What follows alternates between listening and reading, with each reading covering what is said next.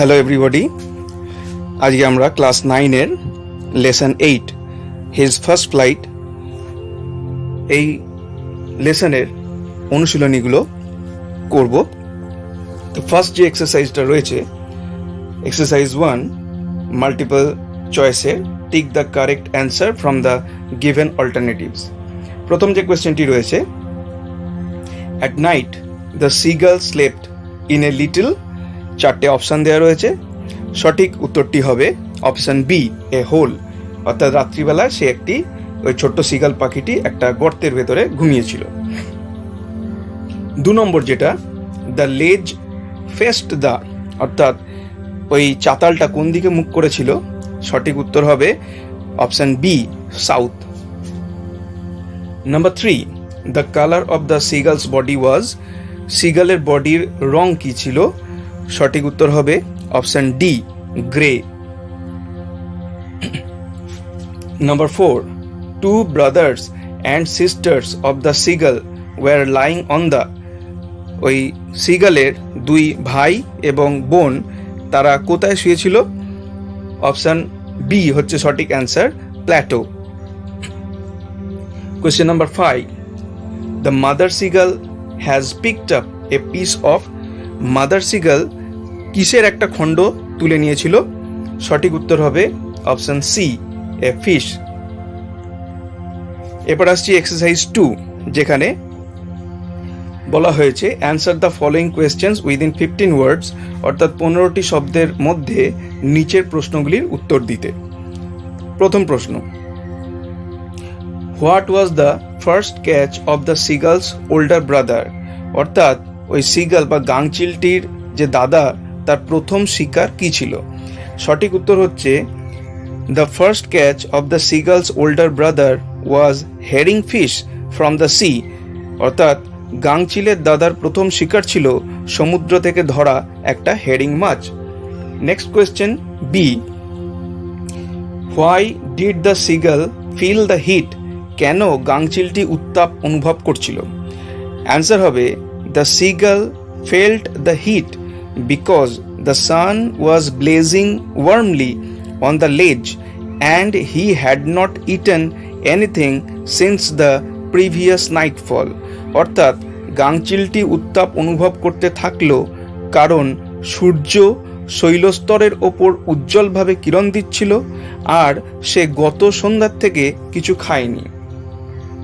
Question C, why did the seagull dive at the fish, কেন গাংচিলটি মাছের দিকে ছোঁ মেরে লাফিয়ে পড়েছিল, অ্যান্সার হবে when his mother came very closer to him with a fish in her beak, the seagull was maddened by hunger and dived at the fish, অর্থাৎ যখন তার মা ঠোঁটে একটা মাছ নিয়ে তার খুব কাছাকাছি চলে এলো তখন সে খিদে পাগল হয়ে গেল এবং মাছটির দিকে ছোঁ মারল।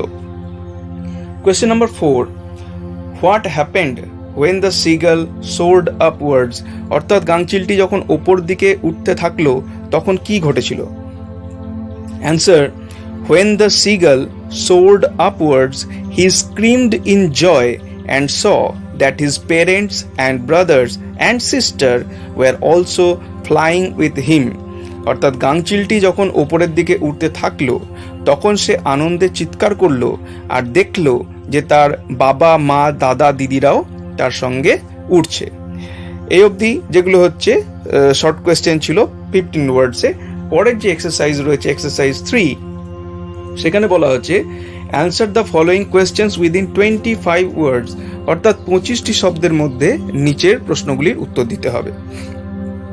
First question, why was the seagull afraid when he ran forward to the brink of the লেজ, অর্থাৎ ছোট গাংচিলটি যখন ওই শৈলস্তরের কিনারায় পৌঁছেছিল তখন সে ভয় পেয়েছিল কেন, অ্যান্সার হলো the young seagull was afraid of the long height of the ledge and the sea beneath, he thought that he would fall to death as his wing would not support him, অর্থাৎ ছোট গাংচিলটি শৈলস্তরের বিশাল উচ্চতা এবং নিচে সমুদ্র দেখে ভয় পেয়ে গিয়েছিল। সে ভেবেছিল যে সে পড়ে মারা যাবে, যেহেতু তার ডানা তাকে উঠতে সাহায্য করতে পারবে না। Next question, what were the seagulls two brothers and sister doing on the plateau? অর্থাৎ ওই গাংচিলটির দুই দাদা ও দিদি মালভূমির ওপরে কি করছিল? অ্যান্সার হলো, the two brothers and sister of the young seagull were lying on the plateau. They were dozing there with their heads sunk into their wings. অর্থাৎ ছোট গাংচিলের দুই দাদা এবং দিদি মালভূমিতে শুয়েছিল, তারা তাদের ডানার মধ্যে মাথা গুজে ঝিমোচ্ছিল। Question number 3, what happened after the seagull's feet sank into the sea? অর্থাৎ সমুদ্রের জলের মধ্যে পা ডুবে যাওয়ার পর ছোট গাংচিলটির কি হয়েছিল? Answer, at the call of his parents, brothers and sister, the young seagull landed on the sea. His feet sank in water and his belly touched it. He floated on water and did not sink. অর্থাৎ বাবা মা দাদা দিদির ডাকে সাড়া দিয়ে ছোট গাংচিলটি সমুদ্রে নামলো এবং তার পা জলের মধ্যে ডুবে গেল আর তার পেট জলস্পর্শ করলো। সে জলে ভাসতে থাকলো এবং সে আর কখনো জলে ডুবলো না। এরপরে আছে গ্রামার ইন ইউজ।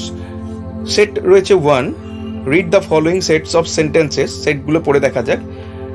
নাম্বার এতে রয়েছে, হি আটার্ড এ জয়ফুল স্ক্রিম। এখানে দেখো জয়ফুল কথাটা আন্ডারলাইন করা রয়েছে, এটি একটি অ্যাডজেক্টিভ। সাধারণভাবে আমরা দেখি অ্যাডজেক্টিভ তৈরি করার নিয়ম হচ্ছে, কোনো ওয়ার্ডের সঙ্গে যদি আমরা সাফিক্স ও ইউএস বা এফ ইউএল কে অ্যাড করি তাহলে অনেক সময় এগুলোর ক্লাস চেঞ্জ হয় এবং এগুলো অ্যাডজেক্টিভের রূপ নেয়।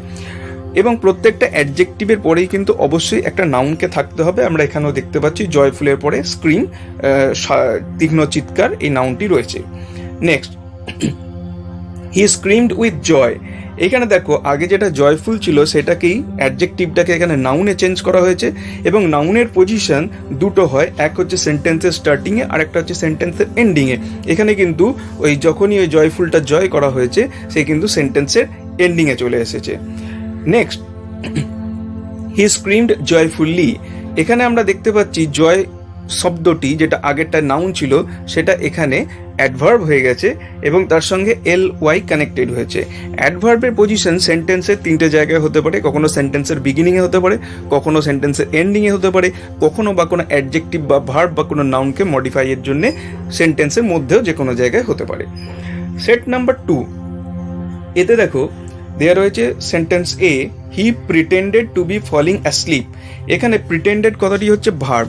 আমরা জানি সেন্টেন্সে ভার্বের পজিশন হচ্ছে সাবজেক্টের ঠিক পরে, এখানে সাবজেক্ট হচ্ছে হি এবং তারপরেই হচ্ছে ভার্ব প্রিটেন্ডেড।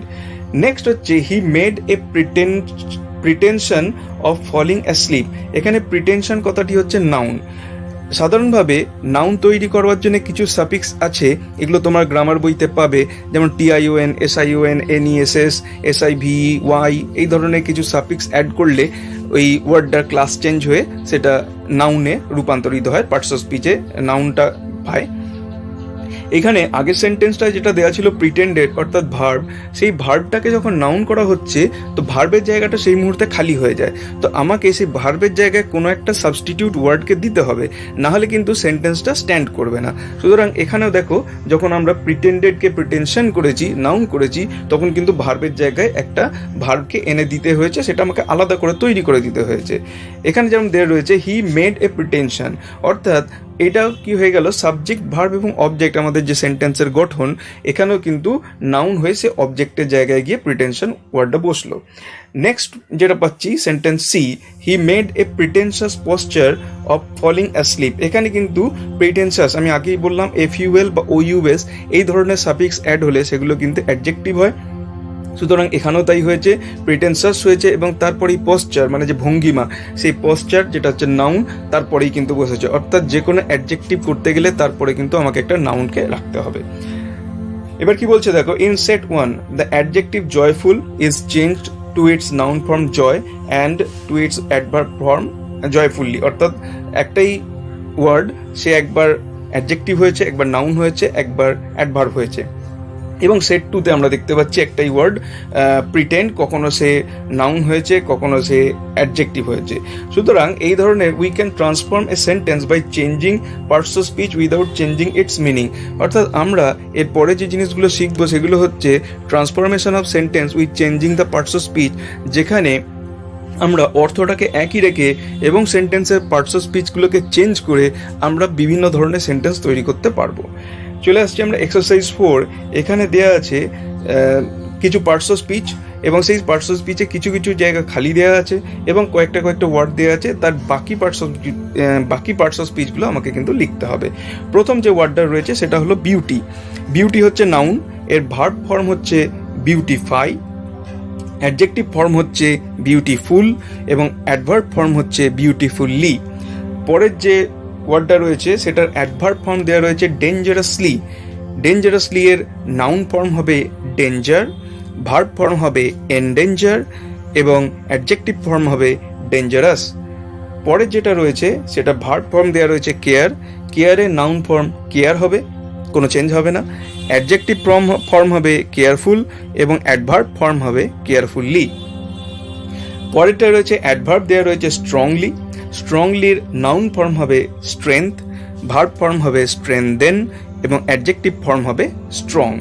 পরে আমরা দেখতে পাচ্ছি এক্সারসাইজ 5-এ বলা হয়েছে rewrite the sentences changing the form of the underline words as directed. নিচের যে সেন্টেন্সগুলো আমরা দেখতে পাচ্ছি তাতে কিছু শব্দে আন্ডারলাইন করা রয়েছে, অর্থাৎ তলায় দাগ দেওয়া রয়েছে। সেই শব্দগুলোর পার্টস অফ স্পিচকে চেঞ্জ করে কিন্তু অর্থটাকে একই রেখে আমাদের নতুন করে সেন্টেন্স লিখতে হবে। শুধুমাত্র পার্টস অফ স্পিচটাকে চেঞ্জ করলে হবে না, সেন্টেন্স অনুযায়ী তার যদি গঠনের পরিবর্তন হয় সেটাকেও আমাকে করে দিতে হবে। Number 1, he is known for his honesty. Adjective ফর্মে চেঞ্জ করতে হবে। অ্যান্সার হবে he is known as an honest man. 2 নম্বর sentence, she spoke with kindness. Change into adverb form, kindness এর অ্যাডভার্ব ফর্ম করতে হবে। তো এটার অ্যান্সার হবে she spoke kindly. Number 3, the sun shone brightly. Brightly এটা নাউন ফর্ম দিয়ে rewrite করতে হবে। অ্যান্সার হবে the sun shone with brightness. Number 4, she gave a wise judgement. এখানে জাজমেন্ট কথাটিকে ভার্ব ফর্মে দিয়ে রিরাইট করতে হবে। সঠিক উত্তর হবে সি জাজড ওয়াইজলি। এর পরের অংশে আসছে এক্সারসাইজ 6 এবং এক্সারসাইজ 7, যেখানে আমাদের একটা প্রসেসিং এবং একটা সামারি অফ প্যাসেজ লিখতে হবে। তো আমরা এর পরবর্তী অংশে এই রাইটিং দুটো নিয়ে আলোচনা করছি। এবার আমরা শুরু করছি লেসন নাম্বার 8-এর যে রাইটিং সেকশন ওয়াটার সাইকেল। সেই ওয়াটার সাইকেল এই প্রসেসিংটা আমরা প্যারাগ্রাফটা বলে দিচ্ছি তোমাদেরকে, দেখে নাও। দ্য ক্লাউড, প্রথমে একটা প্রসেসিংয়ে একটা হেডিং দিতে হয়, এখানেও দেওয়া হয়েছে ওয়াটার সাইকেল এবং পয়েন্টগুলো দেওয়া রয়েছে বইতে, সেই অনুযায়ী আমরা এই রাইটিংটাকে ডেভেলপ করেছি। The cloud is formed in a natural process, অর্থাৎ আকাশে মেঘ একটা প্রাকৃতিক উপায়েই কিন্তু তৈরি হয়। It is very simple and scientific process, এটা হলো অত্যন্ত সিম্পল, অত্যন্ত সহজ এবং একটা সায়েন্টিফিক প্রসেস, অর্থাৎ এটা হচ্ছে একটা খুব বিজ্ঞানসম্মত পদ্ধতি। The sun shines warmly on every object of the earth, অর্থাৎ পৃথিবীর সমস্ত বস্তুর ওপরে সূর্য উষ্ণভাবে কিরণ দেয়। Water and almost all the liquid things on earth evaporate with the heat of the sun, অর্থাৎ জল এবং অন্যান্য যা কিছু তরল পদার্থ এই পৃথিবীর বুকে আছে সব কিছুই কিন্তু সূর্যের ওই উষ্ণতাতে তারা বাষ্পীভূত হয়ে যায়। The water of the vast seas and oceans, rivers and streams, lakes and ponds etcetera becomes hot and vapour comes out. Water of the vast seas মানে সেই বিশাল সমুদ্র, মহাসাগর, রিভার মানে নদী, স্ট্রিমস ঝর্ণা, লেকস হ্রদ, পুকুর, এইসবের জল এইসবগুলি গরম হয়ে ওঠে এবং এর জলগুলো বাষ্পীভূত হয়ে ঊর্ধ্বে উঠে যায়। The vapour is very light and invisible, এই ভেপার অর্থাৎ এই বাষ্প খুবই হালকা এবং ইনভিজিবল অর্থাৎ অদৃশ্যকে দেখা যায় না। It rises up in the sky, এটা আকাশে উড়ে যায়। Gradually the vapour becomes cool and heavy, ধীরে ধীরে এই ভেপার অর্থাৎ এই বাষ্প ঠান্ডা হয় এবং ভারী হয়। It condenses and forms cloud, এটা আরও শীতল হয়ে মেঘের আকার নেয়। This cloud floats in the sky driven by the air, বাতাসের দ্বারা প্রবাহিত হয়ে এই মেঘগুলি আকাশে উড়ে বেড়ায়। Dense and dark rain clouds can not keep in the sky for long, ঘন এবং কালো যে বৃষ্টির মেঘ সেগুলো বাতাসে বেশিক্ষণ থাকতে পারে না। It falls as rain and drenches the earth far and wide, এটা বৃষ্টিরূপে পৃথিবীতে ঝরে পড়ে এবং পৃথিবীকে ভিজিয়ে দেয়। নেক্সট আসছি সামারি যেটা আমাদের বইতে দেয়া আছে তারই সামারি পার্টটা আমরা বলে দিচ্ছি। দেখো, animals communicate two one another through verbal and non verbal way like human beings, অর্থাৎ প্রাণীরাও ভাষার মাধ্যমে বা অঙ্গভঙ্গির মাধ্যমে একে অপরের সঙ্গে যোগাযোগ করে, কথাবার্তা চালায়, যেমনভাবে মানুষ কথাবার্তা বলে বা মানুষ একে অপরের সঙ্গে সংযোগ তৈরি করে। Birds interact with other birds through songs, পাখিরা অন্য পাখির সঙ্গে সংযোগ স্থাপন করে বা বার্তালাপ করে তাদের গানের মাধ্যমে। Thus they attract their mates and also keep off their other birds from their homeland, এইভাবে তারা তাদের যারা সঙ্গী তাদেরকে আকর্ষণ করে এবং অন্যান্য পাখিদেরকে নিজেদের বাসার থেকে দূরে রাখতে সাহায্য করে। Large sea mammals like whales, dolphins etcetera can communicate with their mates hundreds of kilometers away by making sounds like groaning or whistling. বড় বড় যে সমুদ্র স্তন্যপায়ী প্রাণী যেরকম হচ্ছে তিমি বা ডলফিন, এরাও কিন্তু কমিউনিকেট করে তাদের সঙ্গীদের সাথে, যারা হয়তো 100-200 কিলোমিটার দূরে আছে, সেই দূর থেকেও কিন্তু তারা কমিউনিকেট করতে পারে তাদের এক ধরনের গোঙানি শব্দ বা এক ধরনের শিস দেওয়ার শব্দের মাধ্যমে। Body language is another type of communication by which animals like hyenas etc. dominate or submit. বলছে বডি ল্যাঙ্গুয়েজ অর্থাৎ হচ্ছে দেহের ভাষা, এটাও এক ধরনের কমিউনিকেশনের মাধ্যম, যার মাধ্যমে হায়নার মতো প্রাণীরা কখনো তারা বশ্যতা স্বীকার করে বা কখনো কারোর ওপর জয়ী হয়, এই ভাবটাকে বোঝানোর চেষ্টা করে। Even the insects like wasps etc. use their bright color of the body to keep off their predator. কিছু কিছু ভ্রমর বলতে জাতীয় প্রাণী আছে যারা কিন্তু নিজেদের গায়ের সেই ব্রাইট কালার অর্থাৎ উজ্জ্বল রংটিকে ব্যবহার করে তাদের উপর যারা শিকারী তাদেরকে দূরে রাখবার জন্যে। এইখানে টোটাল আমাদের ক্লাস 9-এর লেসন 8-এর এক্সারসাইজগুলি কমপ্লিট হলো। আরও ভিডিওর জন্যে তোমরা আমার এই চ্যানেলটিকে সাবস্ক্রাইব করো, পরবর্তী লেসনের জন্যে আমার এই চ্যানেলটি দেখতে থাকো। Thank you.